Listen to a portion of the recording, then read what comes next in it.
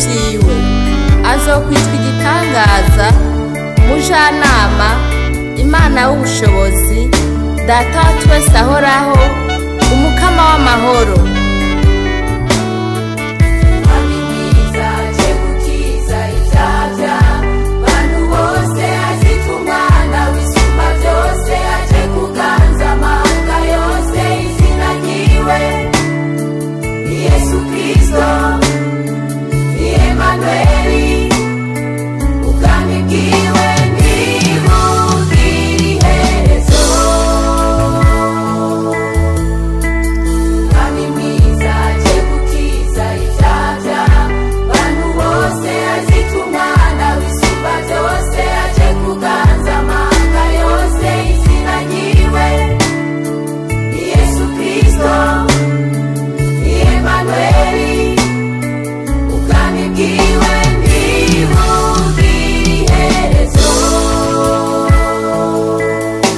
Ukugwira k'ubutware bwiwe n'amahoro ntibizogira iherezo ku ngoma ya Dawidi no ku bwami bwiwe, bibukomeze bibushigikize guca imanza zibereye no kugororoka uhereye none ugashitsa ibihe byose.